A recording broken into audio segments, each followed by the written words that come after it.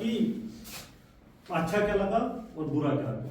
देखिए बादल की क्लास एक्स्ट्रा ऑर्डिनरी थी, मेरे लिए सरप्राइजिंग थी क्योंकि मैं इसकी क्लास में कभी गया नहीं।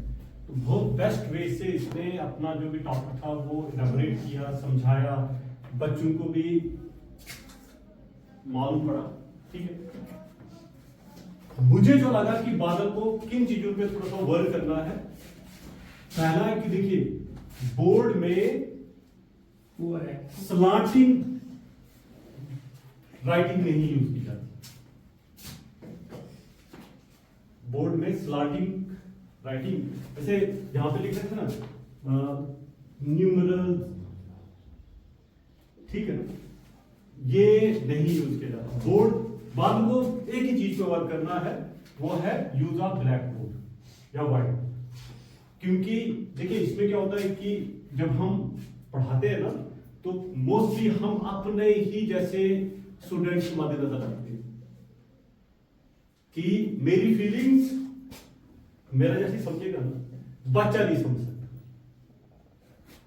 बच्चे की फीलिंग अलग है, टीचर की फीलिंग अलग है। थोड़ा सा टीचर ने यहां पे दिख रहा है कि ठीक है मेरी फीलिंग तो ठीक है, मैं बच्चे की फीलिंग तक पहुंचूं, क्योंकि बच्चा इस चीज को क्लियरेंस नहीं। हाँ, जैसे कि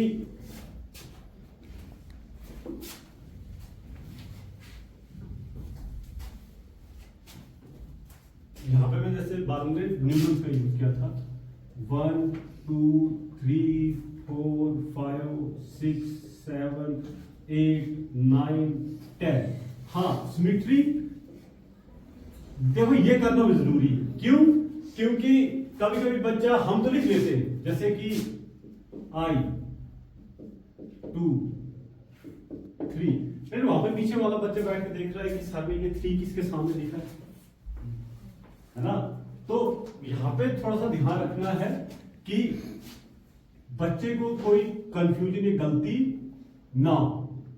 इसके आगे, इसके आगे, इसके आगे ही है ये। हाँ देखो इसमें क्लास जबरदस्त ली, क्योंकि क्लास हमारे जैसे को अच्छी तरीके से समझ आए, हमारे लिए बहुत है।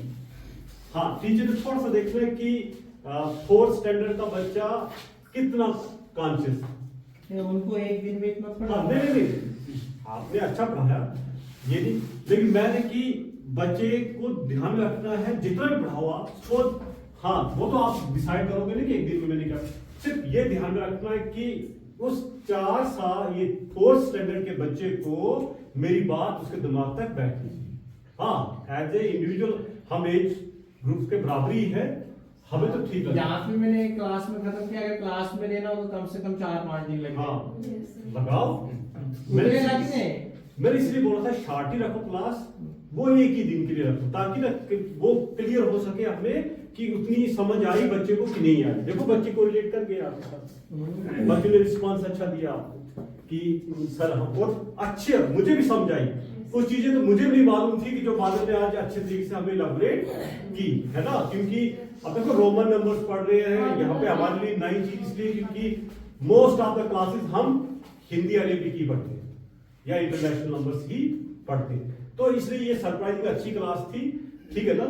अब इसमें क्या है कि मोस्ट देखिए बादल का जो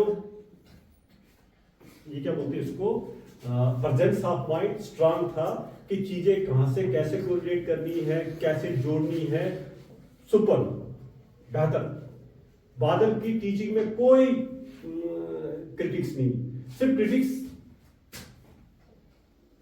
कैसे ट्रांसफर करना है उस चीज को मद्देनजर रखें कि मेरी बात बच्चे को समझ आनी चाहिए। और क्योंकि यहाँ पे देखो बच्चे हैं, उनसे राइटिंग भी करवानी है आपने। वही मैंने बोला 4-5 दिन हो सकता है, जितना मैंने सिर्फ रोमन न्यूमरल स्टार्टिंग में बोला था, पहले दिन उतना ही होता कि न्यूमरल नंबर डिजिट क्या होता है। हाँ, देखो जबरदस्त क्लास थी, सिर्फ इसी चीज का ध्यान रखना। यूज ऑफ, अब इस पे थोड़ा सा काम करना है, यूज ऑफ व्हाइट बोर्ड, कि बच्चे के सामने ये स्क्रीन है, जो स्क्रीन पे आएगा उसने वही छापना है ना, जो स्क्रीन पे बच्चे को दिखेगा वही छापना है। इसलिए टीचर को एज ए आर्टफुल अपनी स्क्रीन को अच्छे तरीके से रिप्रेजेंट करना ताकि बच्चे को, तो ये हर एक टीचर के लिए है कि स्लांटिंग यूज नहीं होना चाहिए हमेशा, क्योंकि बच्चा स्ट्रेट ही लिखता है, बच्चे की कॉपी वैसी, तो बच्चे ने कि अब एक ही टोन से अगर हम पूरी थ्रू क्लास जाएंगे ना तो वो भी बच्चा कान सुना कर देता है। हाँ, जैसे कि होता आप में जैसे ना कि न्यूमरल्स आप स्टार्ट, हाँ, जब मतलब नया टॉपिक आना तो मेरी आवाज उस वक्त ऊंची होनी चाहिए थी, बच्चे दोबारा से अट्रैक्ट हो जाएंगे। ना जैसे आपने हमारे जो वर्ड्स होते हैं उनमें इमोशन दिखने चाहिए। इमोशन, हाँ, गेस्चर्स और इमोशन, जैसे न्यूमरल्स, डिजिट्स और क्या था, नंबर्स, ठीक है ना। अब सपोज ये 3 डिफरेंट चीजें हैं, ये तीनों डिफरेंट टोन से होनी चाहिए, है ना। यहाँ पे मैं देखी, यहाँ पे क्या है कि सपोज आपने अपना हुनर शो करना है, हमें कैसे पता चलेगा कि कौन सी क्रिटिक्स है, जो देखो यहाँ पे ये जो है ना, they are all well wishers, है ना, वेल विशर्स है कि इनने ये चीजें बोलनी है, किसके लिए, टीचर की बैटरमेंट के लिए, कि ये चीजें जैसे ये एक्सेप्ट करनी कि हाँ सर को ये लगा मैं नेक्स्ट टाइम से ये चीजें करूंगा, है ना। जैसे कि मॉड्यूलेशन है या टोन चेंज करना, गेस्चर्स, क्योंकि चलो ये बादल का भी प्रॉब्लम नहीं, क्योंकि फर्स्ट टाइम क्या होता है कि थोड़ा सा हेजिटेशन रहती है। हाँ, लेकिन इंसान के अंदर इंटेलेक्चुअल ह्यूमिलिटी होनी चाहिए। हाँ, कि सामने अगर मुझे क्रिटिसाइज करना तो उसको एक्सेप्ट, हाँ, हाँ, देखो क्योंकि यहाँ पे नेचुरली अभी सबकी 100% क्लास नहीं आई, देखो मैं आपको क्यों कि यहाँ पे पेयर ग्रुप से क्लास से पेयर ग्रुप है, जहाँ पे अभी आप जितना भी कोशिश करेंगे तो आपसे कुछ न कुछ एरर्स रहेंगे, ये क्लियर। हाँ, क्लास में आप तो, क्योंकि क्लास का इन्वायरमेंट क्या है, मैं नोइंग हूँ, दे आर ऑल अननोन, ये रहता है इन्वायरमेंट, तो वहां पे आदमी बड़ा खुद जाता है। मैं बोल रहा हूँ कि फिर भी खुलो, समझो कि ये दे आर ऑल अननोन, ठीक है। हमने तो अननोन होके ही सुना, हमने तो बीच में कोई रूटीन या कोई वो चीजें नहीं की, अननोन होके सुना कि जैसे पता है। हाँ, उसके बाद मेरी कमियां एज ए मिरर आप मुझे देंगे और आई हैव टू एक्सेप्ट, मुझे एक्सेप्ट करना है, और फिर मैंने सोचना है कि मैं इस चीज में और कैसे डेवलप करूं। जैसे सर ने कहा ना कि ये मैं भी मिस कर गया था, गेस्चर्स भी एक ऑर्नामेंट है टीचर का, गहना गेस्चर्स की, मुंह बनाना, मुंह से वॉइस आपकी बात में निकले, लेकिन मुंह के एक्सप्रेशन से पहले बच्चों को पता चले कि सर क्या बोलने वाला है, सर के मुंह से क्या निकलने वाला है। तो ये चीजें, क्योंकि देखो मैंने कि अपने आप को बेटर करना है, यहाँ पे किसी को पर्सनल लेने की नीड नहीं है, किसी को अपने दिल पे लेने की जरूरत नहीं है। हाँ, कभी इस बच्चे को अपने तरीके से हो सकती है, इसको अलग तरीके से हो सकती है, इसको अलग तरीके से, इसको अलग तरीके से हो सकती है। हाँ, अब हमने तो पढ़ाना पूरी क्लास को है, तो अभी हम क्या है, ऑब्जर्वर है, हम अपने अपने तरीके से कमी, तो वो कमी तो क्लास में भी हो सकती थी। तो जब मुझे ये फीडबैक मिलेगा कि हर एक से अपने अपने तरीके से चीजें ली है और मुझे बोल रहा है, अब मुझे उसके ऊपर वर्क करना है, ताकि मैं अपनी क्लास को इंटरेस्टिंग और फ्रूटफुल डेवलप करूं। क्योंकि मैन मकसद तो फ्रूटफुल का ही है, देखो मैन तो नोइंग तो सारे ही, टीचर तो सभी, तो यहाँ पे हम आपकी टीचिंग जो या आपके जो इंटेलेक्ट है उसके ऊपर बात नहीं कर रहे, यहाँ पे हम स्किल्स के ऊपर बात कर रहे हैं कि क्लास में कैसे बिहेव करना है, किस तरीके से आपको आना है, किस तरीके से आप बच्चे के साथ मिलेंगे, किस तरीके से बच्चे को जोड़ेंगे अपने साथ, जितना बच्चे को अपने साथ जोड़ेंगे उतना बच्चा उसको कैप्चर करेगा। यहाँ पे तो हमने कैप्चर करना ही, क्योंकि हम सब ध्यान से सुन रहे हैं, क्लास में तो ऐसा होता ही, क्लास में 2 अगले बच्चे बातें कर रहे हैं, पीछे वाले बात, यहाँ पे मैं देखो बीएड में ये सिखाया जाता है कि वो टोन क्यों चेंज करनी है, वो तो बच्चे अगर डिस्ट्रैक्ट हुआ है तो दोबारा से अटैक हो जाए। अब जरूरी थोड़ा कि आपकी क्लास में जितनी फोकस से हम सुन रहे थे वो सारे बच्चे सुन, ठीक है सर। तो मुझे अच्छा, तो ये अच्छा का मतलब इसलिए बोला मैंने, ताकि जो कहीं लगा भी था एक दूसरे को लगने के लिए, तो वो अचानक डर जाए और फोकस करे कहाँ भार वाला नहीं बताएगा।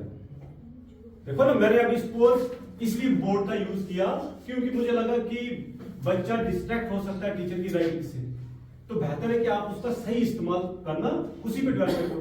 सर ने बोला कि वॉइस, मुझे ये एक्सेप्ट करना चाहिए थी कि ठीक है, मुझे अपनी वॉइस को भी ध्यान में रखना है, बीएड पे सिखाया जाता है।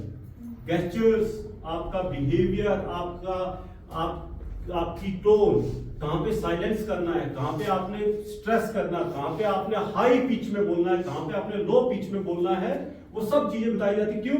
क्योंकि उसका एक मीनिंग होता है कि क्लास में डिस्ट्रैक्टिंग बच्चों को फिर से फोकस करवाना, वो फोकस के लिए पढ़ाया जाता है कि हाउ टू फोकस स्टूडेंट्स, कि स्टूडेंट्स को कैसे फोकस किया जाए। आप देखो, ऐसा नहीं कि जो भी आदमी आएगा ना उससे तो हम स्किल चोरी कर रहे हैं, बेशक हम वो आपको नहीं बताएंगे, वो टीचर को नहीं बताया जाएगा, लेकिन वो स्किल तो चोरी की जाएगी, करेंगे ना? तो चोरी करो, लेकिन जहां पे आपको लगता है कि मैं इस चीज में इस तरीके से करके बेहतर कर सकता था, वो भी वो बोलो। क्योंकि देखिए क्लासरूम में वन साइडेड या एक जैसा करके आप बच्चे को डेवलप नहीं कर सकते। वहां पे आपको मल्टी डायमेंशनल सोचना है कि मैं पढ़ा तो रहा हूं, लेकिन मेरा ध्यान उस लास्ट बेंच पे बैठे हुए स्टूडेंट पे भी होना चाहिए, उस वाले बच्चे पे भी होना चाहिए, उस वाले बच्चे पे भी। क्योंकि कभी कभी मैं खूब जानता हूं, मैं बोल देता हूं, उसको बच्चे सुनते नहीं। देखो अभी मैंने आपको असेंबली में एक एग्जांपल दी, मैंने ही टॉपिक बच्चे को, कुछ बच्चों ने आगे आके बोल दिया, कुछ नहीं बोल पाए। अब उसमें मैं बच्चे को दोष नहीं दे सकता, इसका मतलब मेरी क्लास ऑथेंटिक नहीं थी, क्योंकि मैं हर बच्चे तक अपनी बात पहुंचा नहीं पाया, है ना? क्योंकि वहां पे, क्योंकि ये सरप्राइज है, इसलिए क्योंकि मैंने बच्चों को नहीं बोला था कल मैं असेंबली में आपको उठाऊंगा, मैंने अचानक उठाया। तो वो एक डाटा फीडबैक थी मेरी क्लास का कि मैंने जो पढ़ाया वो कितने बच्चों ने ध्यान से सुना और कितने बच्चों ने वहां पे क्लास में उस चीज को सुना नहीं। अब फीडबैक मिली मुझे, अब मुझे उस फीडबैक से अपने लेक्चर को मॉडिफाई करना है कि मैंने अब हर, क्या मतलब वहां पे मैंने भी इसी पिच का या क्या बोलते हैं टोन का इस्तेमाल ही न किया हो। अगर मैं वहां पे जाके, यहां पे जाके, पीछे जाके, अच्छा अब आपको मैटर पता चला, तो ये जो बातें कर रहे थे बच्चे वो सब मुड़ गए, ठीक है ना? तो ये क्वालिटीज है जो टीचर को डेवलप करनी है। हाँ, तो क्रिटिक्स भी का मतलब ये है कि क्रिटिक्स को कोई दिल पे लेगा ना, ये पॉजिटिव सजेशन है जो आपको एक्सेप्ट करनी है। हाँ, और वो उसका